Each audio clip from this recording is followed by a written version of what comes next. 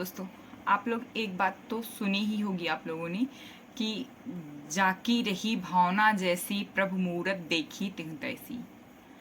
तो इस लाइन में बहुत बड़ा मतलब छुपा हुआ है समझने वालों के लिए कि हमारी दिल में, हमारे मन में जो भावना रहती है ना, जिस चीज के प्रति, जिस लोग के प्रति, जिस भी प्राणी, जिस भी प्रजाति, जो भी हो, जैसा हो, हमारे मन में जो भावना रहती है ना, वही प्रकट होती है, हमें वही दिखाई पड़ता है।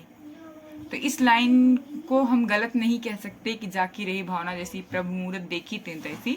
ये लाइन बिल्कुल सही है कि हमारे मन में अगर किसी को लेके निगेटिव विचारधाराएं हैं, आइडियोलॉजी निगेटिव है, तो वो सामने आते ही हमारे मन में वही बात आ जाती है।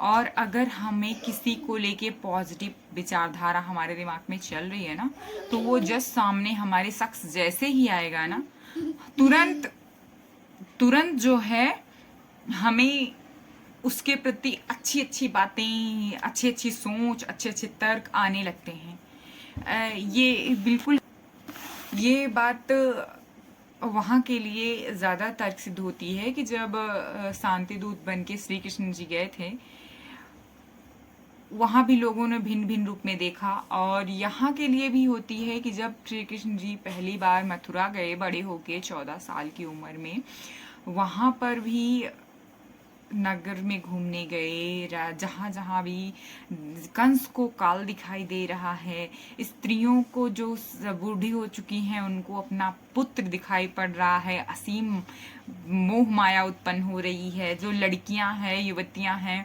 उनको उनमें अपना प्रेम दिखाई पड़ रहा है, जो लड़के हैं वो उनको अपना सखा दिखाई पड़ रहा है, जो वृद्ध हो चुके हैं उनको अपना पुत्र दिखाई पड़ रहा है। मतलब सबकी डिफरेंट डिफरेंट विचारधाराएं चल रही हैं मन में कि जिनकी रही भावना जैसी प्रभु मूरत देखी तिन तैसी।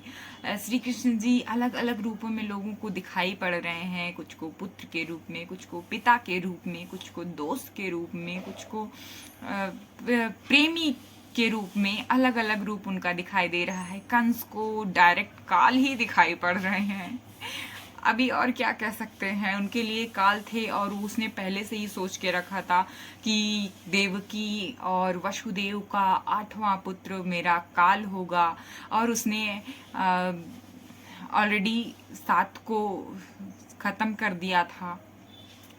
वो 8वीं कन्या थी, उसको भी नहीं छोड़ा था, देवी माता को। और तो उसको मन में वो देख के उसको वो भय लग रहा है कि ये मेरा काल है, वो सोच रहा है।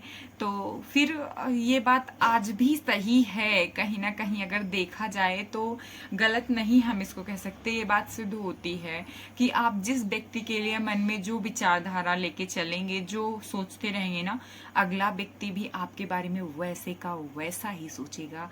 इसलिए अपनी थिंकिंग पॉजिटिव रखिए।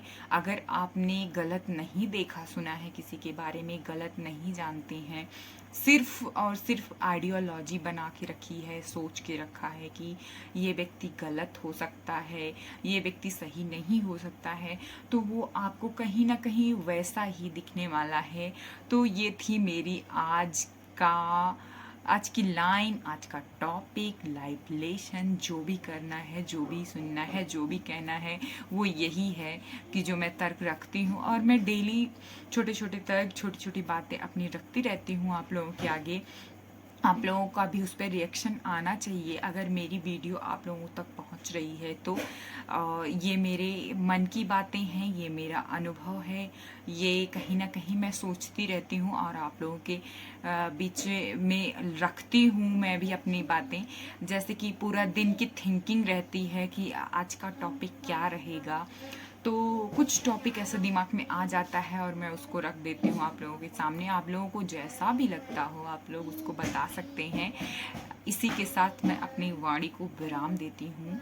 जय श्री राम, जय अयोध्या धाम, राधे राधे, धन्यवाद।